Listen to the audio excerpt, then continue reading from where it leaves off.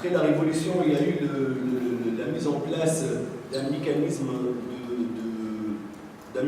d'insertion provisoire. En gros, c'était pour l'absorption de la tension sociale, notamment dans les régions de l'intérieur. Il y a eu la mise en place d'un dispositif qui s'appelle Hadir, qui consiste à travailler 15 heures par semaine et être payé genre 150 dinars. Donc en fait, c'était un dispositif pensé dans l'action publique comme une aide sociale. Sauf que les concernés, ceux qui ont pu accéder à ce dispositif, se sont mis à contester en revendiquant que ce dispositif se transforme en un emploi stable.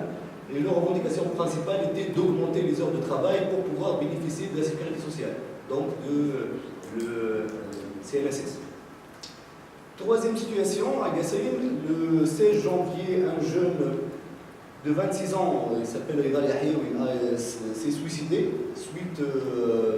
Son nom a été retiré d'une liste qui a été conclue entre le gouverneur de la ville, des députés de l'UPL et de l'Île de Tunis.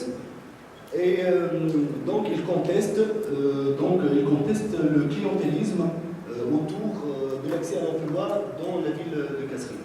Cet acte tragique a engendré une série de contestations dans toute la Tunisie profonde, et notamment à Gasserine, où des diplômés chômeurs ont occupé le gouvernorat.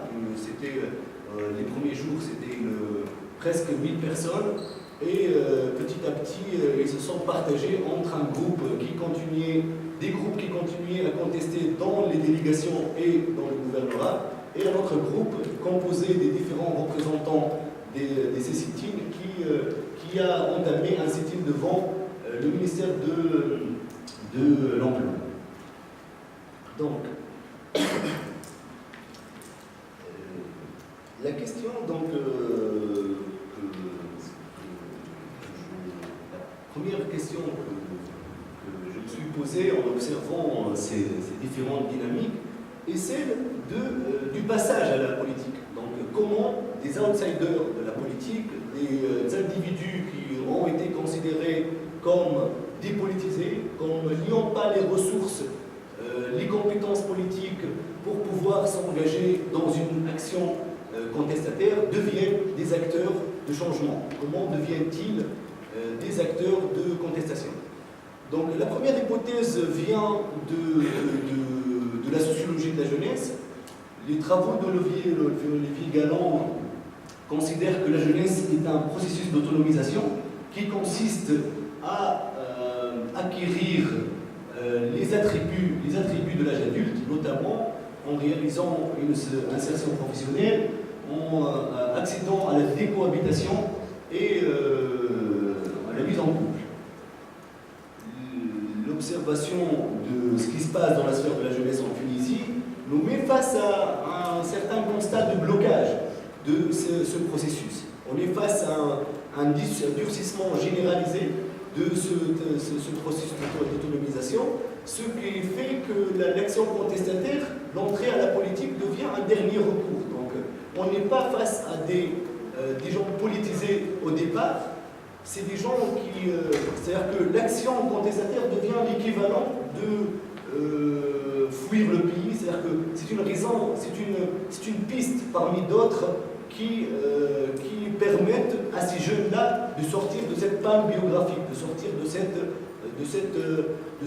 ce blocage de processus d'autonomisation.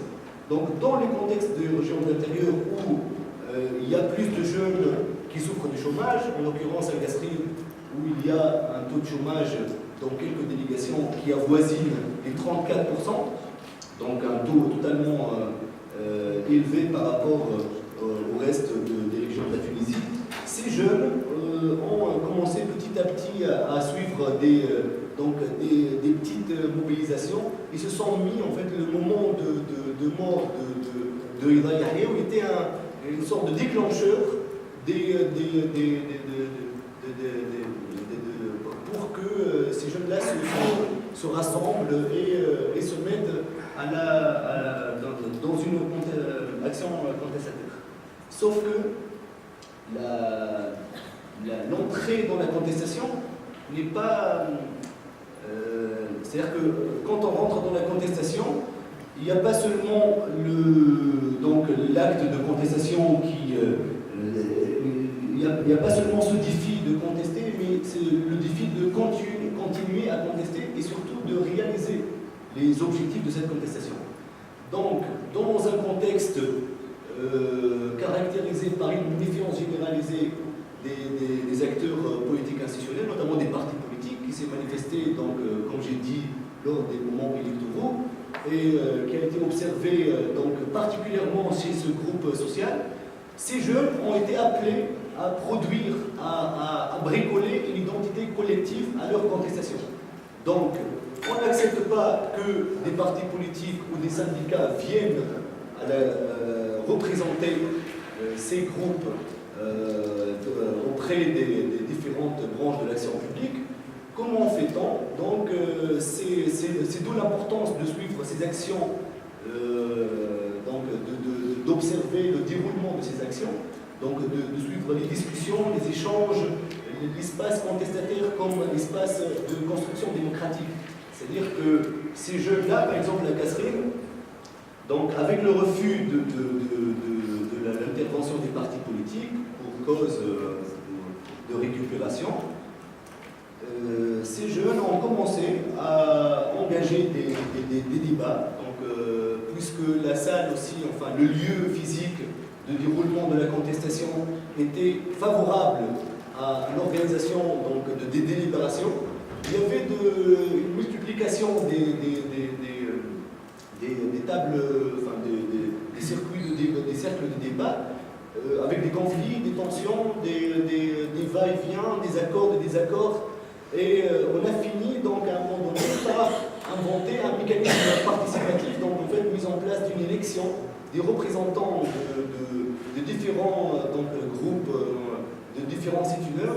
On a organisé donc des élections. Les élus de ces élections ont été chargés de représenter le sit-in devant les autorités, mais aussi à collecter les revendications, parce qu'il faut savoir aussi que ces mobilisations sont, même si elles apparaissent homogènes, donc la revendication principale c'est d'accéder à des ressources, c'est d'accéder à l'emploi, mais elle rassemble des gens, des catégories différentes. On est face à des jeunes chômeurs diplômés, d'autres qui sont non diplômés. Il y a aussi différents autres acteurs qui sont là, différentes personnes qui souffrent donc des problèmes sociaux, qui sont là, qui profitent du moment de la réalisation d'actions collectives pour donc faire entendre leur voix. Donc tout le travail de coordination, de résoudre le problème de représentativité, le problème de représentation politique de ce sit-in s'est passé sur un processus très lent où ces mouvements se sont transformés en laboratoire d'expérience démocratique. Donc c'était le refus, donc j'appellerais une sorte de démocratie participative bricolée, donc sans référentiel théorique, sans se référer à des expériences qui sont passées ailleurs, mais le besoin d'unifier les revendications et le besoin de trouver des circuits de représentation à ces sit-ins ont fait que ces différentes personnes rassemblées se sont engagées dans des procédures démocratiques. D'accord. Donc, j'essaierai de conclure tout en bricoler une conclusion. Donc voilà, c'est donc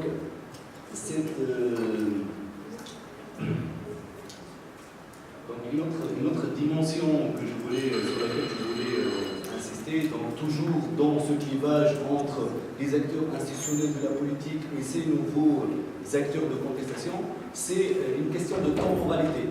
Donc l'observation de ces différentes dynamiques contestataires a relevé une ligne de conflit entre deux types de politisation, deux types de conception de la question sociale et la question de marginalité, celle portée par les acteurs institutionnels qui inscrivent ces questions dans la durée, qui les inscrivent dans un équilibre aussi politique et économique et dans une vision de la politique qui passe par la gestion donc, des affaires de la cité, et une vision d'immédiatisme, une vision de pression sociale donc, qui mobilise un autre type de discours, un autre type de récit, celui de récit de la souffrance sociale, de la souffrance familiale, de l'expérience de galère, de l'expérience de la pauvreté, donc, et qui revendique, qui exige des issues donc instantanées, immédiates à ce blocage social.